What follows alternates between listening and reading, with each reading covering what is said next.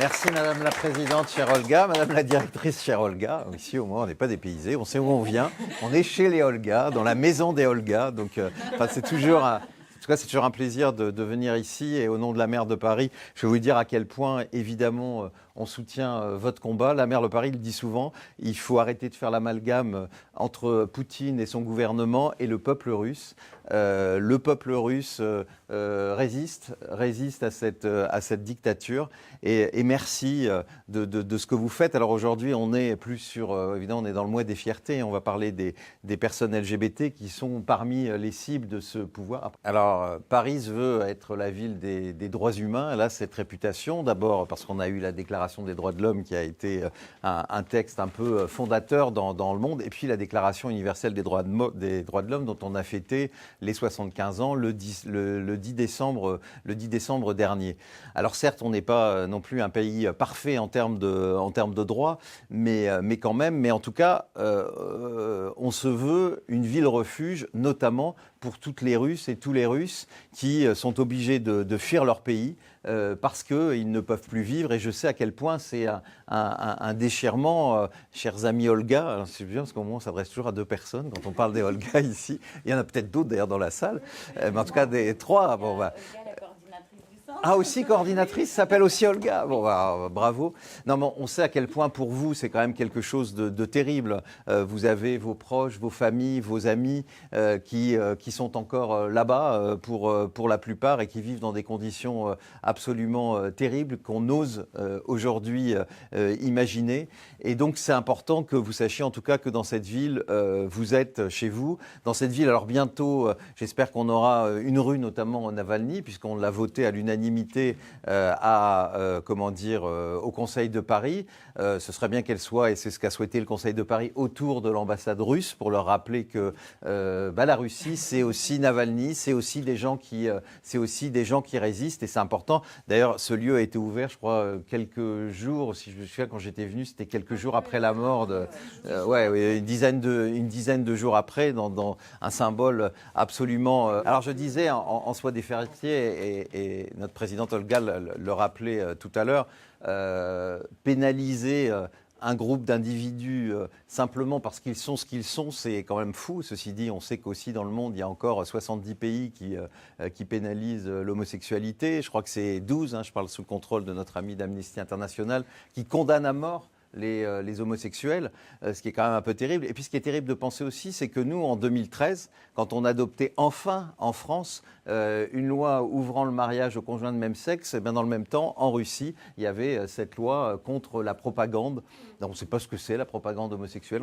Personne n'a encore compris ce que c'était, si ce n'est que oui, il faut stigmatiser. Vous savez, dans les dictatures, les dictateurs, ils stigmatisent qui? Ils stigmatisent les migrants, ils stigmatisent les femmes et les personnes LGBT. C'est le trio absolument classique. Et donc, comme toute dictature, évidemment, aujourd'hui, cibler les personnes LGBT est évidemment extrêmement facile, comme le font bien d'autres, malheureusement, dans le monde, et peut-être même aussi dans notre Europe, ou dans certains pays. Aujourd'hui, on peut quand même se poser des questions si les valeurs européennes d'inclusion sont vraiment respectées.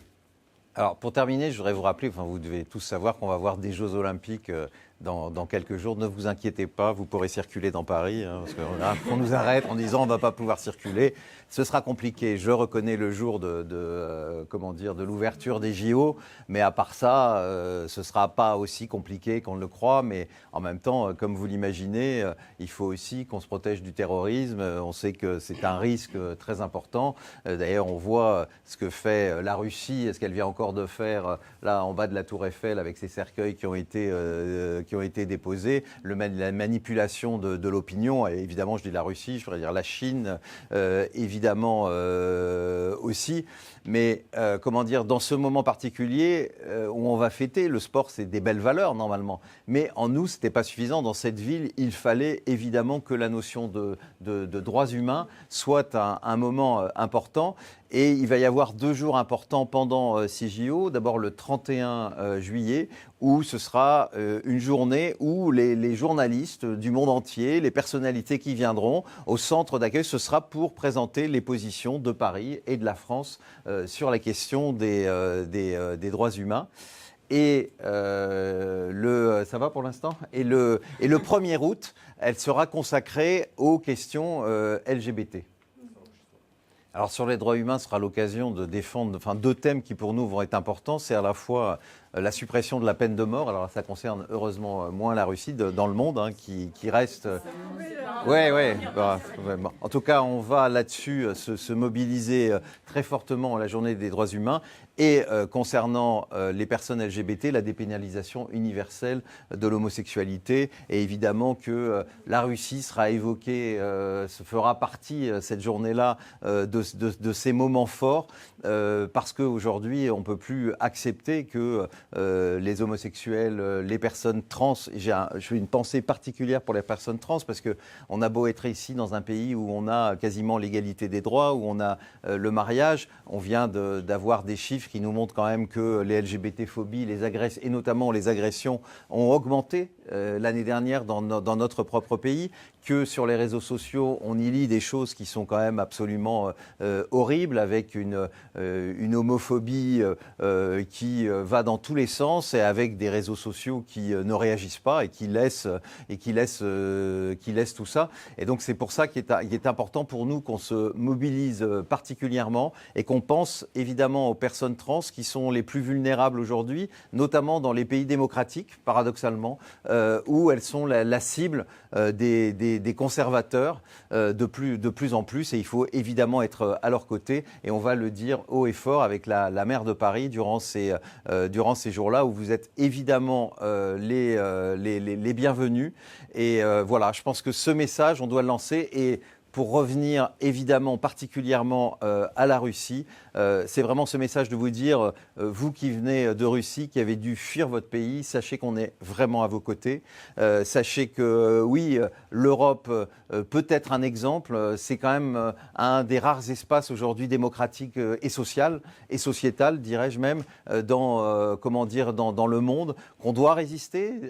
Le soutien à l'Ukraine est évidemment indispensable aujourd'hui, parce qu'on sait que si l'Ukraine tombait demain, Poutine aurait d'autres cibles, et qu'il faut un moment lui dire non, et qu'il faut aussi espérer, parce que les dictateurs, ils finissent un jour par tomber. Alors, ça peut paraître aujourd'hui, pour vous qui avez peut-être dû fuir votre pays, des mots, mais les choses évoluent. Vous savez, c'est comme les homosexuels qui vivent en Russie se disent rien n'avancera un jour. Mais vous savez, en France, il y a 40 ans, l'homosexualité est encore pénalisée. Il y avait des fichiers d'homosexuels. C'était une maladie mentale aussi. Et il y avait des descentes dans les boîtes de nuit. Je sais que malheureusement, ces derniers jours, il y a eu aussi dans les lieux LGBT des descentes, et je crois même des arrestations. Mais voilà. Donc, sans vouloir vous donner un espoir que je ne peux pas vous donner, mais on voit quand même qu'à un moment, les choses avancent, et en tout cas, les dictatures, elles finissent quand même à un moment par s'effondrer. Voilà. J'espère que j'ai... Et merci aux 3 Olga, parce qu'il y en a 3 maintenant, aux 3 Olga. Et puis, voilà. Et bravo à vous toutes et tous.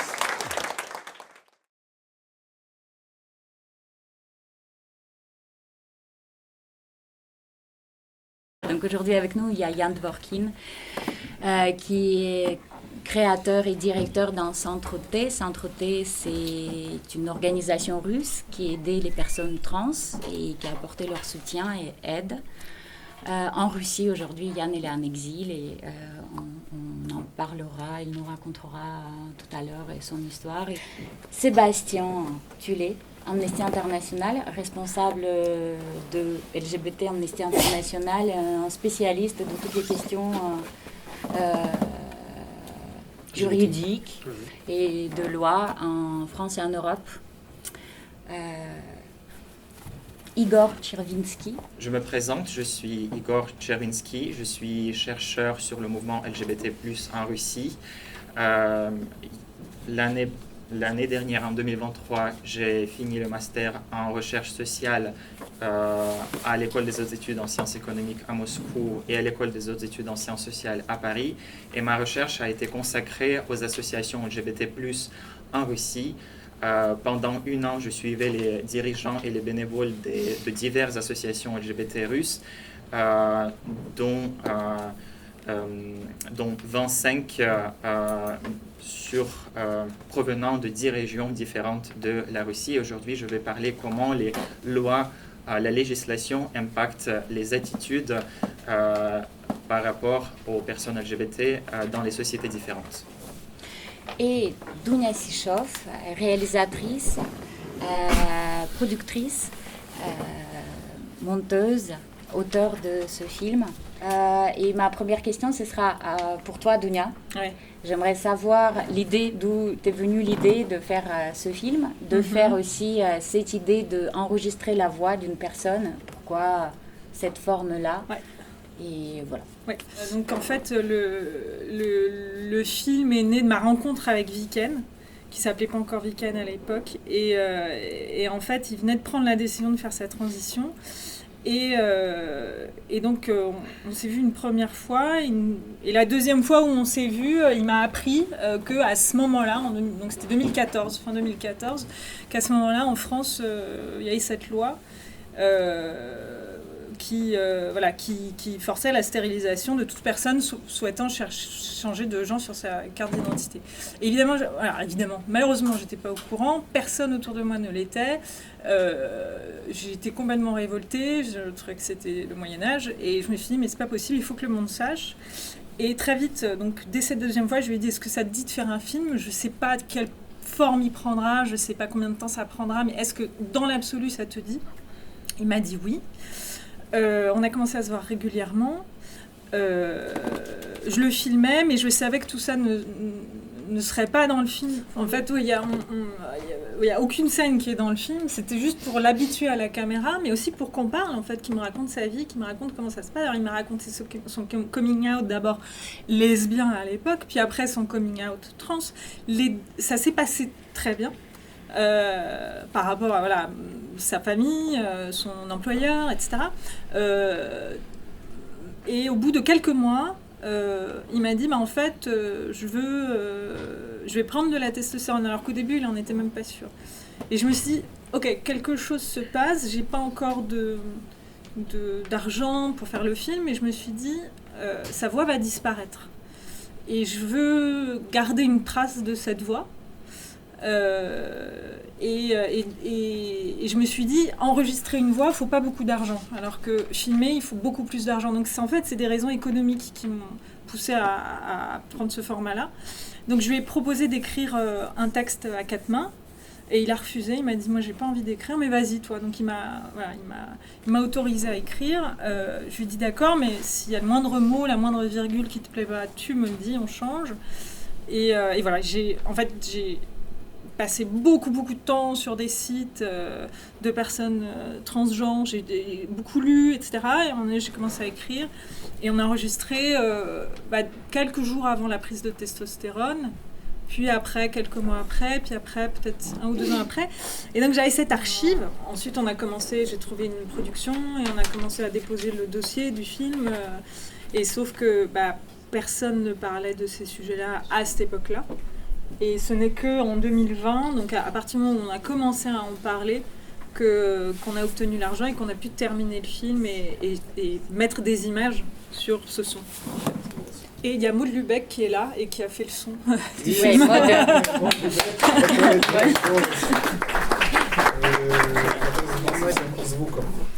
J'ai une question pour Sébastien. Sébastien, tu peux un peu parler de cette loi qui était quand même une loi complètement barbare et qui était vraiment arrêtée en France en 2016, mais il existe encore plusieurs pays, notamment en Europe, où les personnes trans doivent toujours passer par l'opération et par des longues consultations chez le psychiatre pour pouvoir changer l'identité. Je suis désolé pour ma voix parce que le mois des fiertés fait que commencer. J'ai déjà plus de voix, mais quelqu'un va m'aider aujourd'hui, donc on va y arriver. Et oui, en France, en fait, c'est une longue histoire de la reconnaissance des droits des personnes trans, parce que pendant longtemps, en fait, on a même le droit français ne reconnaissait pas la possibilité même de changer la mention du genre à l'état civil, puisqu'il y avait une loi qui interdisait même de ce changement. Et donc c'est grâce à des recours en justice, notamment à la Cour européenne des droits de l'homme et de la condamnation de certains pays, qu'on a arrivé à reconnaître le droit de pouvoir changer la mention du genre à l'état civil. Mais on avait une vision de la transidentité qui était vraiment perçue à l'époque que comme une maladie mentale. Et donc on avait l'idée que pour être une personne trans, il fallait arriver au bout d'une transition, au bout d'un processus, et il n'y avait qu'une seule manière d'être trans. Enfin, la vision qu'on avait de la transidentité à l'époque était vraiment très rétrograde, et donc on n'avait qu'une vision vraiment très restrictive de ce que c'est d'être une personne trans.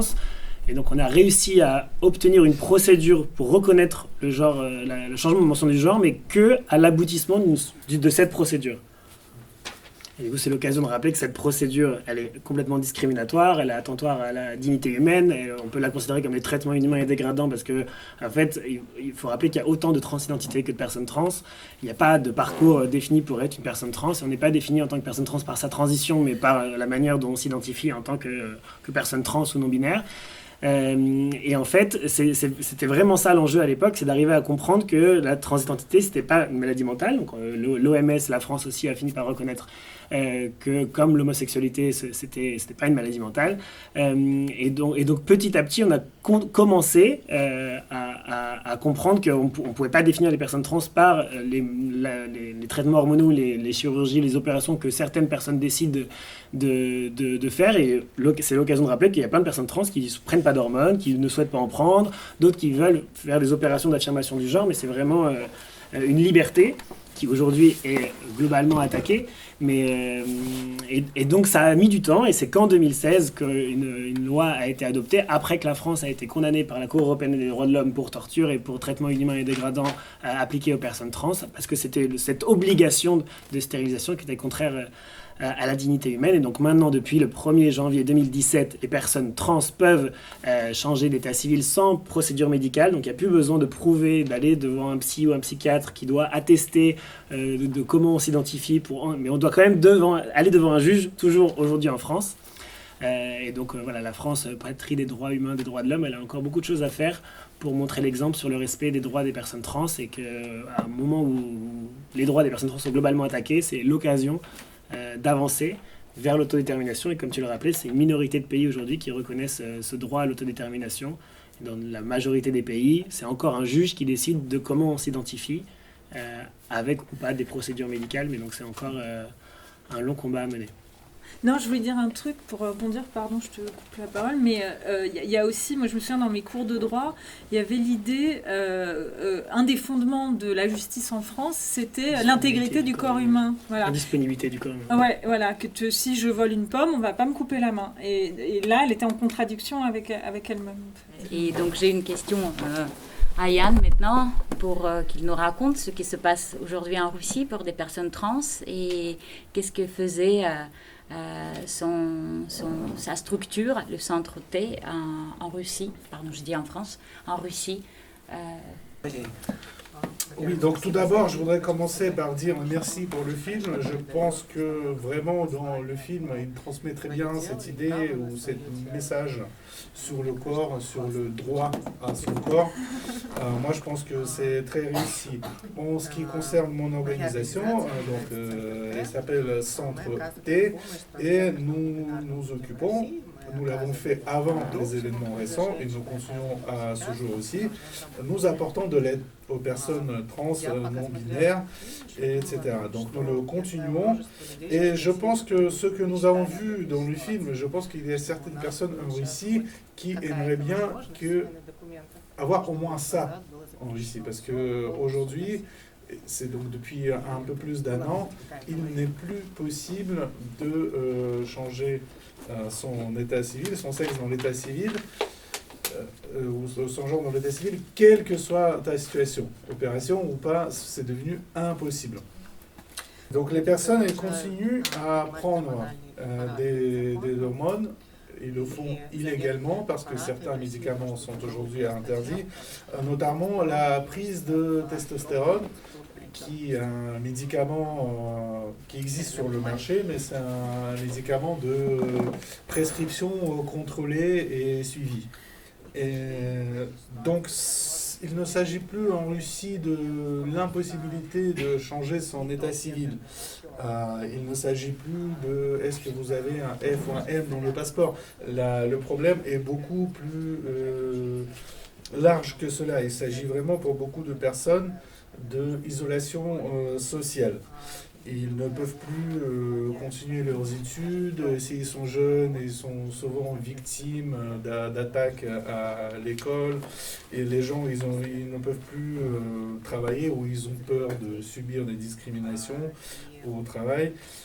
Ils risquent de perdre les droits parentaux pour ceux qui ont des enfants. Et en général, toute procédure qui nécessite de montrer ses papiers d'identité, qu'il s'agisse de renouveler son passeport, d'acheter un appartement, traverser la frontière, etc., tout cela devient très compliqué et il y a toujours un risque de subir des discriminations. Et cette situation a des conséquences énormes pour les personnes concernées. À commencer par les familles. Si la famille est transphobe, la personne trans se fait mettre à la porte par sa propre famille. Beaucoup se retrouvent sans possibilité de se loger s'ils n'ont pas les moyens ou des amis qui pourraient les aider à trouver un hébergement, à trouver un appartement.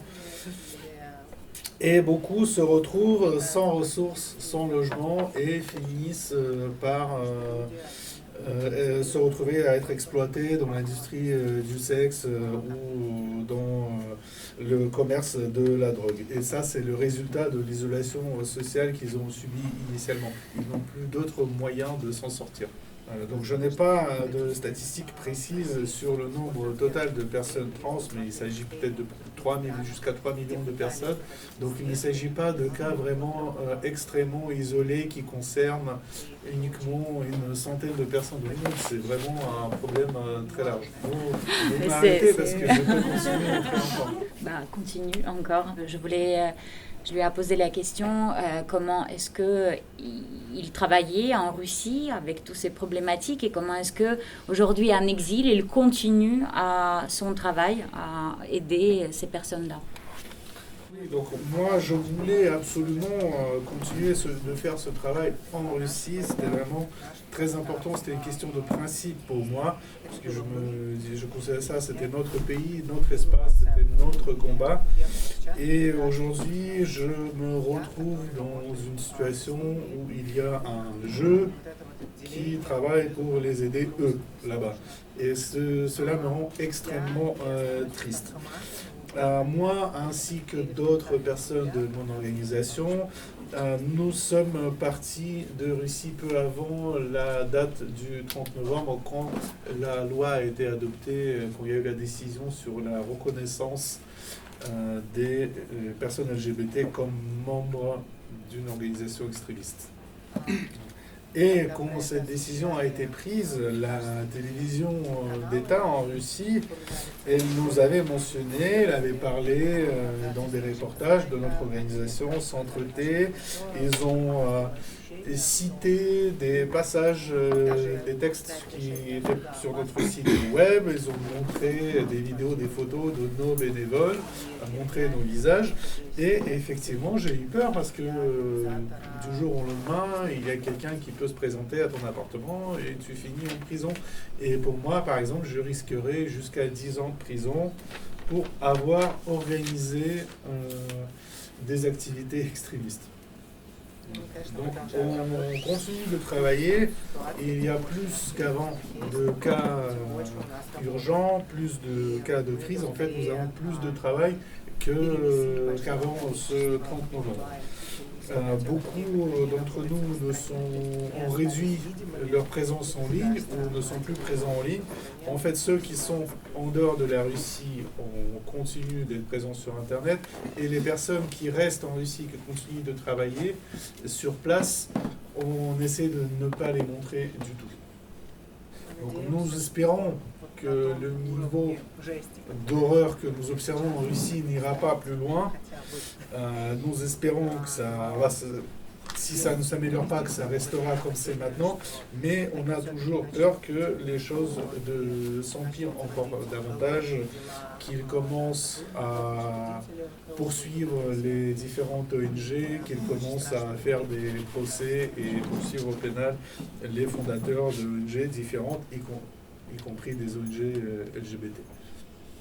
Et je voudrais rajouter qu'il y a une semaine, il y a eu une première procédure pénale ouverte, donc par rapport à cette nouvelle loi sur l'extrémisme, procédure pénale contre les dirigeants d'une ONG LGBT qui s'appelait IRIDA.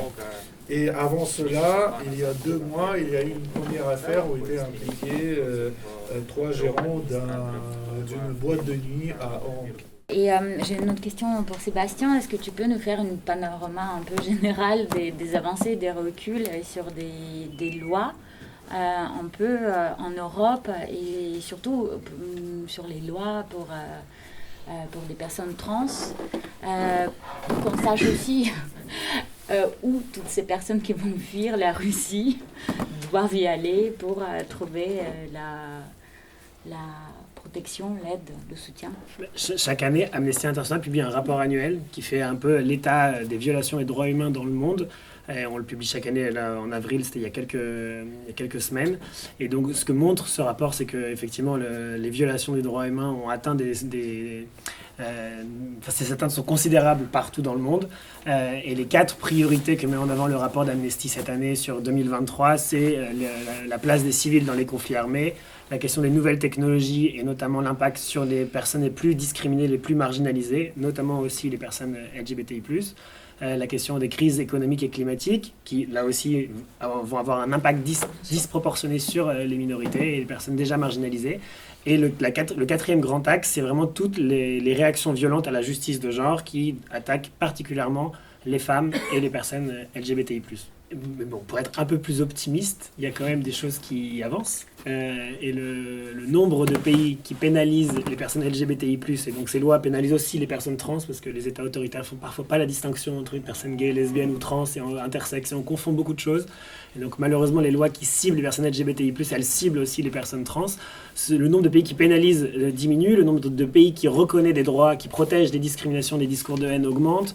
Le nombre de pays qui pénalisent spécifiquement les personnes trans et le travestissement ou le fait de s'habiller dans des codes de genre qui ne correspondent pas à son genre de naissance diminue. Et le nombre de pays où la reconnaissance du genre approche ou se dirige vers l'autodétermination ne fait qu'augmenter. Donc malgré toutes ces attaques, on est en train de gagner. Et malgré mon optimisme, il y a quand même la réalité.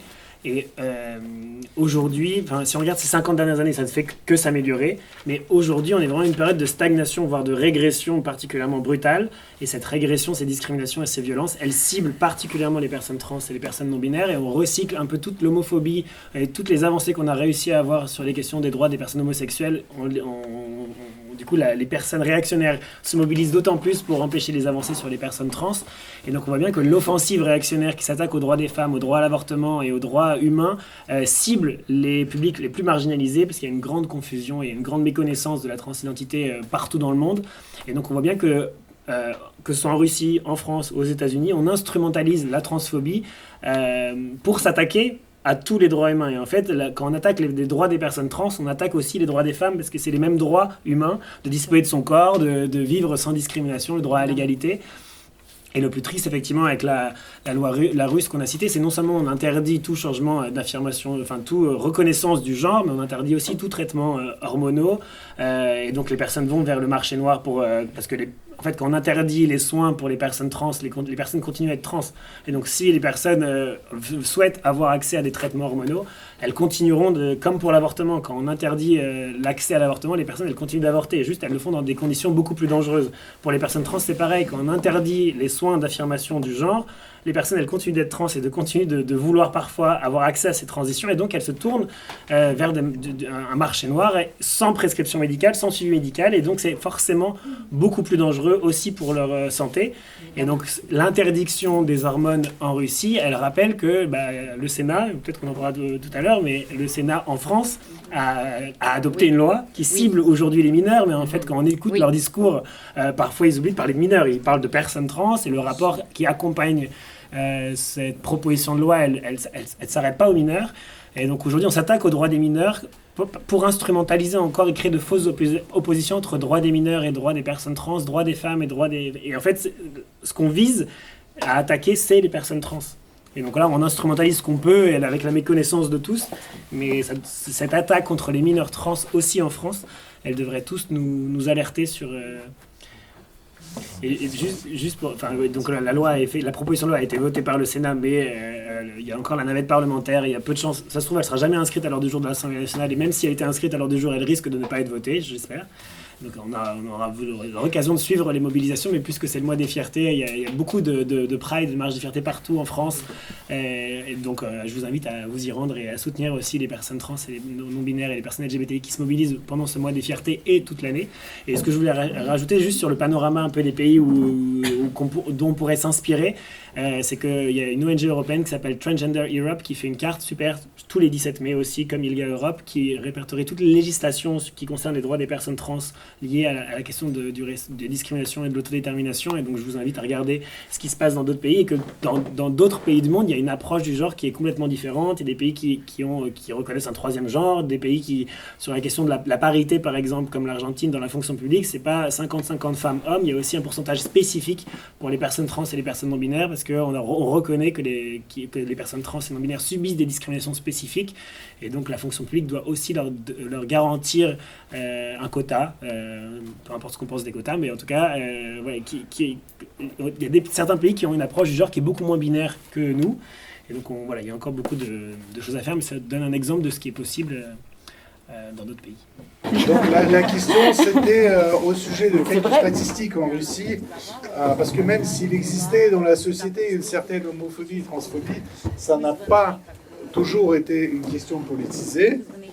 Et donc la question c'est de savoir à quel moment, selon lui, selon Igor, c'est devenu une partie de l'idéologie de l'État, exploiter l'homophobie, la transphobie pour des raisons politiques. Donc pour répondre à la question de quand, je ferai référence, il y a un livre très intéressant d'un historien britannique, Dan Hill, qui s'appelle l'homophobie dans l'homophobie en Russie, tout simplement. Et il mentionne le fait que depuis l'arrivée de Poutine au pouvoir, il y a déjà eu au Parlement, dans la Douma, des propositions de loi discriminatoires anti-LGBT qui n'ont jamais reçu vraiment l'intérêt des députés. Et ce n'est que avec le troisième mandat de Poutine, quand il revient en 2012 au pouvoir, que cette question commence à être activement exploitée par le pouvoir. En 2012, Poutine revient au poste de président. En 2013, la Russie adopte la première loi sur la propagande LGBT. Et donc, on peut dire que c'est à partir de ce moment-là que l'homophobie commence à faire partie d'une certaine idéologie de l'État. Là, pour les Français, le vrai nom de cette loi, c'est la propagande homosexuelle chez les mineurs. Qu'est-ce que ça signifie? Personne ne sait toujours, et personne ne sait à quoi ça se réfère. Oui. Et en fait, tout le monde peut passer sur cette loi. Mais pour être plus précis, ça s'appelle la propagande des relations non traditionnelles.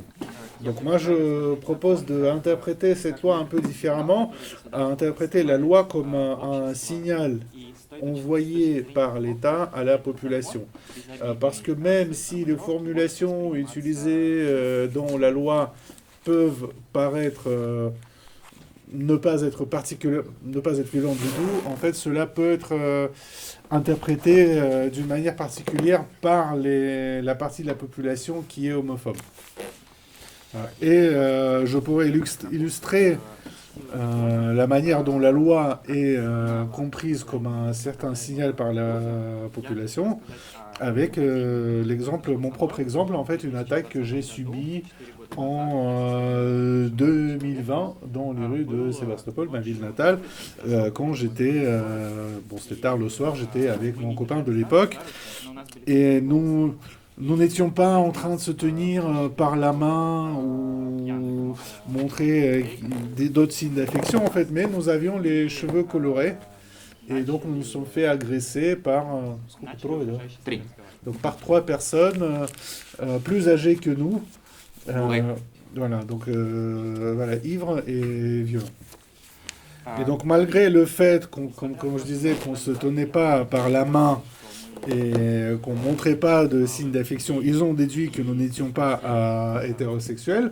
Pour commencer la discussion, l'un d'entre eux a dit « alors les mecs ça baise ». Et ensuite, donc c'était quelques jours après l'adoption d'amendements à la Constitution. Et donc le plus âgé d'entre eux avait dit « mais d'ailleurs vous savez que maintenant la loi a changé, donc on a le droit de tabasser les gens comme vous ». En fait, pour faire une petite précision, il a dit que la Russie a adopté une nouvelle constitution qui autorise à tabasser les gens comme vous. Donc on peut voir le texte de l'amendement à la Constitution qui dit il est de responsabilité commune de l'État fédéral et des entités de Fédération de Russie, entre autres protection de la famille, de la maternité, paternité et de l'enfance, protection de l'institut du mariage comme union entre un homme et une femme. Comment c'est interprété par la population ? Et il y a des gens qui l'interprètent comme maintenant on peut tabasser des homos et je n'aurai pas de problème pour ça parce que l'État est de mon côté. C'est comme ça qu'ils le lisent. Et donc dans ce contexte, il y a une étude très intéressante qui a été faite par Sergei Katsuba, doctorant à l'université de Dublin, qui a étudié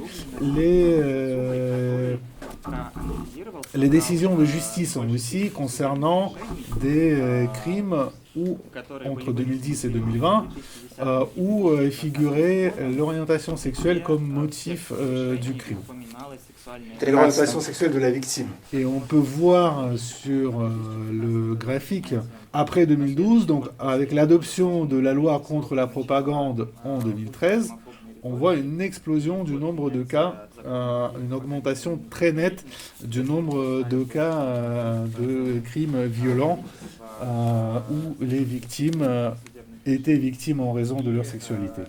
Donc il y a une augmentation, après ça stagne et ça a commencé à baisser progressivement pour atteindre un point plus bas en 2022, mais avec le début de la guerre, cela est reparti vers la hausse. Et donc il faut préciser 2 choses par rapport à cette étude. Selon une autre étude qui a été faite par le réseau LGBT, une organisation en Russie, selon cette étude, seulement 2% des répondants ont dit qu'ils allaient porter plainte en cas d'agression, parce qu'ils craignaient des traitements discriminatoires de la part de la police et finalement n'avoir que plus de problèmes à cause de ça. Et deuxième précision, l'étude sur les cas en justice, sur les décisions de justice, elle n'inclut uniquement celle des décisions de la justice où l'identité ou la sexualité de la victime est mentionnée comme motif du crime. Et on pense qu'il y en a beaucoup plus d'autres où ce motif n'est pas mentionné, mais où les victimes l'ont été parce que, en raison de leur appartenance, en raison de leur homosexualité ou de l'identité de genre. Donc nous ne voyons ici que la pointe de l'iceberg. Donc c'est difficile, nous sommes aujourd'hui en 2024, c'est peut-être difficile d'avoir une perspective dans la durée, mais il y a un sondage très intéressant qui avait été fait par l'Institut Levada, un institut indépendant, et entre 2005 et 2021, dans 6 sondages à des années différentes, ils ont posé la même question. Est-ce que vous êtes d'accord ou non avec l'affirmation selon laquelle les gays et lesbiennes doivent avoir en Russie les mêmes droits que tous les autres citoyens? Et donc, vous pouvez voir ici que le pourcentage des personnes qui répondaient donc en rouge tout à fait d'accord, en orange plutôt d'accord et en bleu clair pas tout à fait d'accord. Donc, il a légèrement baissé au fil des années, mais il a drastiquement baissé juste en 2021, donc c'était juste avant la guerre. Et le pourcentage, donc ceux qui sont en bleu foncé, ou c'est même violet, je dirais. Donc en couleur bleu foncé, ceux qui ont dit je suis pas du tout d'accord, là ce pourcentage-là, il a augmenté énormément. Donc on peut y voir soit, ou la combinaison des deux, soit le résultat d'une politique et d'un discours d'État discriminatoire, ou soit le fait que les gens, ils pensent que je ne suis pas du tout d'accord avec cette affirmation, c'est devenu une réponse acceptable ou peut-être la réponse souhaitable. Donc c'est l'un ou l'autre, ou peut-être une combinaison des deux. Donc on peut voir aussi que les attitudes par rapport à cette question ne sont pas les mêmes dans la société. Notamment, on peut voir des données intéressantes si on regarde selon l'âge des répondants. Donc la question était est-ce que la personne qui répond pense que les relations entre deux personnes du même sexe sont légitimes? Et on peut voir le pourcentage chez les 18-24 ans.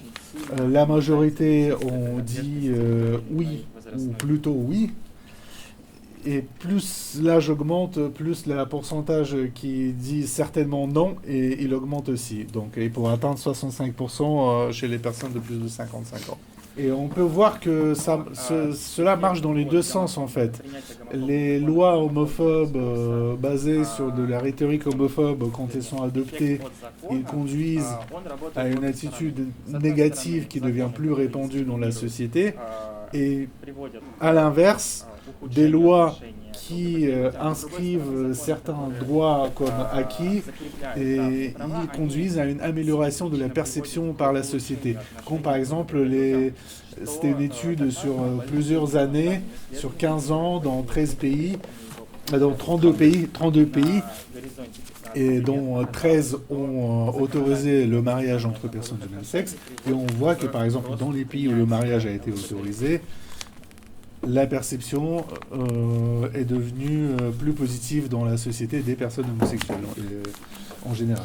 Voilà. Donc pour conclure, les lois discriminatoires conduisent à une augmentation des perceptions homophobes dans la société, et les lois qui défendent les mêmes droits, et elles conduisent à une réduction de ces perceptions homophobes.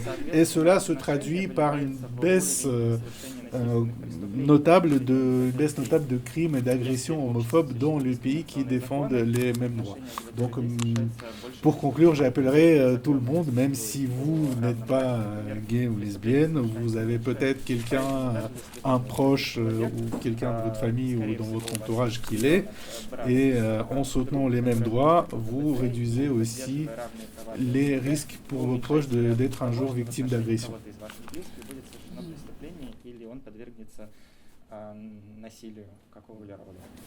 Je peux rajouter aussi que du coup, pour toutes les personnes qui ne sont pas LGBT, c'est aussi une réponse qu'on peut préparer pendant le dîner en famille, quand cette question qu'on pose souvent en disant bon bah d'accord, les personnes LGBT, pourquoi moi dois me battre pour des lois des personnes LGBT alors que je ne fais pas partie de ces personnes-là.